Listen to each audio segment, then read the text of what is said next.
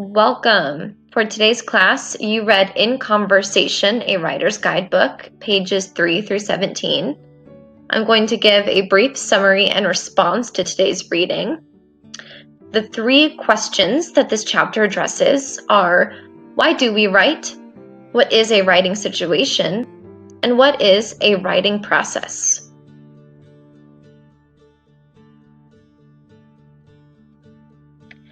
Okay, why do we write and why should we learn about writing? I'm not going to spend too much time on this because the point is you don't have to write the next great American novel to be a writer. We all write every day to connect with the people around us. Our friends, our families, our co-workers. We write to share information and to advance arguments. And we do so using very basic communication skills, which we can always improve upon through learning. The first thing to remember is not to get intimidated because all writing, including academic writing, is based on simple communication skills. If you know how to have a conversation, then you know how to write. Let's break that analogy down. What do you do when you have a conversation? You listen to what someone has to say. You reflect on the new ideas or the new information that they're presenting. You discover something new that you can add to the conversation.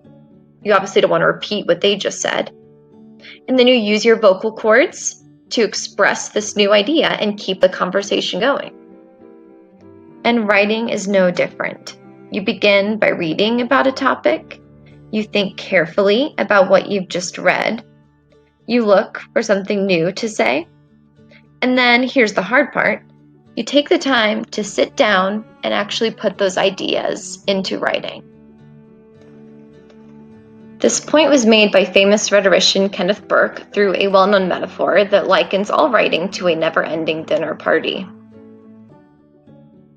He writes, "Imagine that you enter a parlor.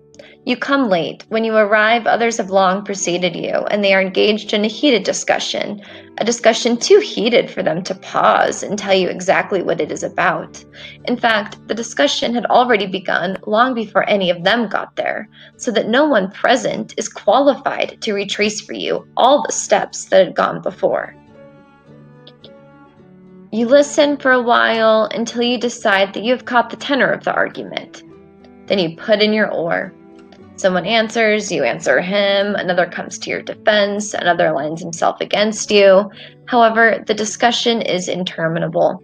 The hour grows late, you must depart. And you do depart, with the discussion still vigorously in progress. This, my friends, is what it means to write."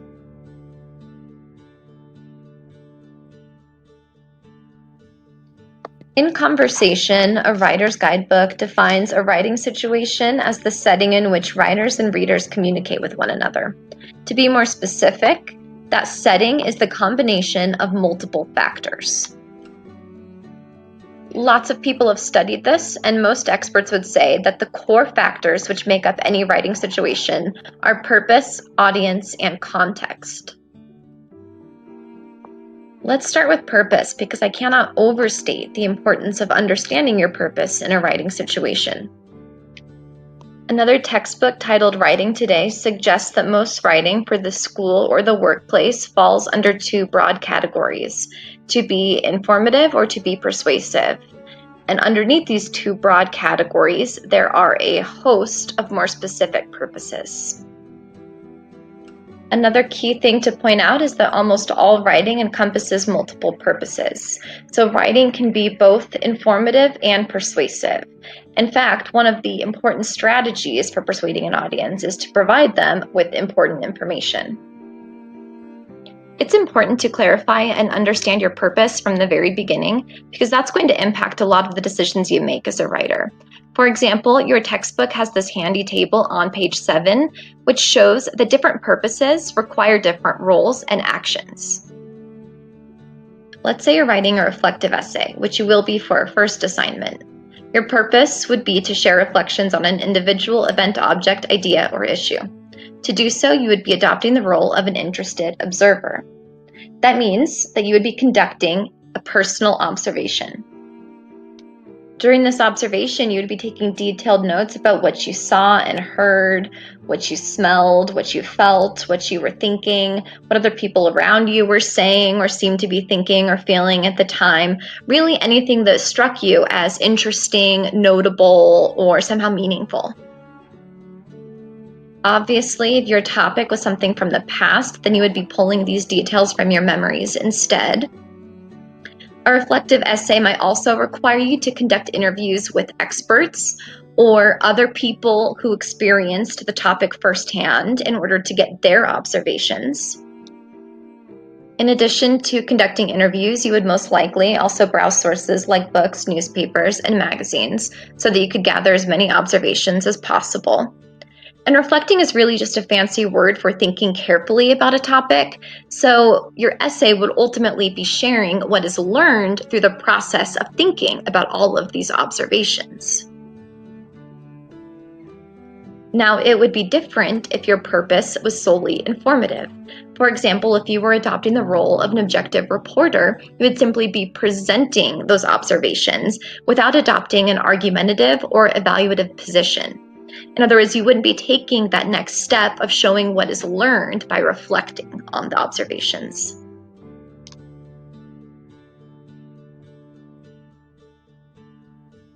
Audience refers to the intended recipients of a piece of writing. To be an effective writer, you want to consider your reader's needs, interests, values, beliefs, their background experiences, and the knowledge that they do or do not have about a topic.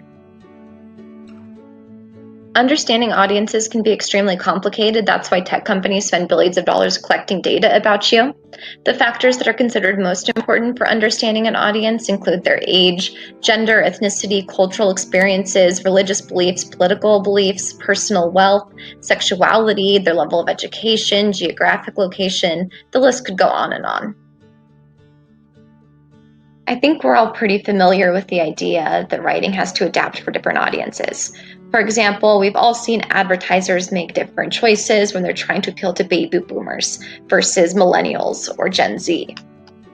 We've seen politicians with ethnically diverse electorates try to persuade them by speaking to their unique needs, interests, and concerns. We've seen politicians stoke cultural divisions. We've seen politicians speak to their constituents' personal wealth interests. For example, if you're talking to a wealthy crowd, a politician would probably talk about the stock market. If you're talking to young people, you would probably talk about their student loan debt. We all know that a good communicator talks to different audiences differently, but it's extremely difficult understanding an audience and tailoring your message to them while coming across as sincere.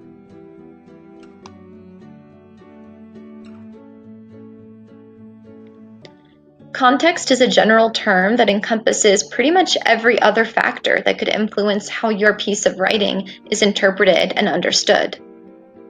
Simply put, context is time and place. It refers to when and where a piece of writing is written and read. Context can influence your choices in some very practical ways.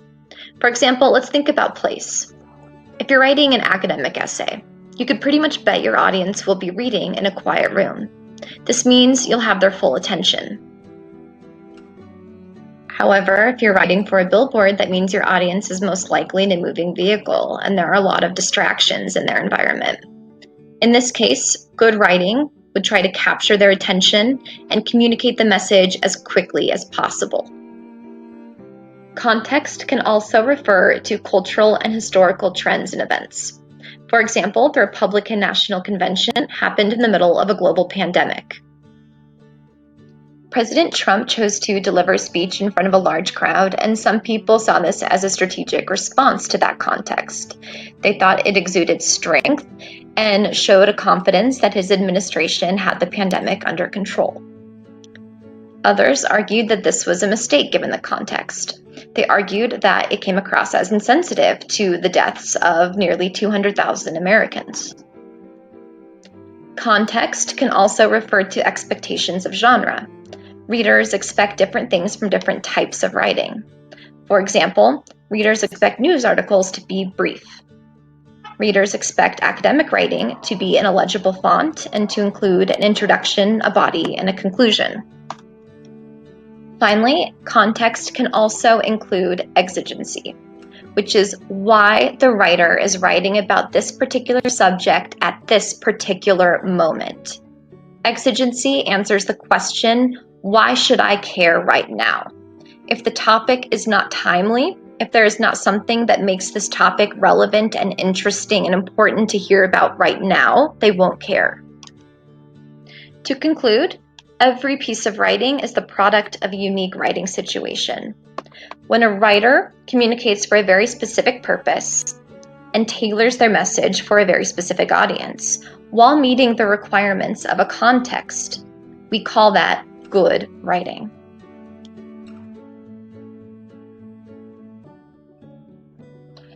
The writing process will differ from writer to writer, and it may also look different depending upon your purpose and genre.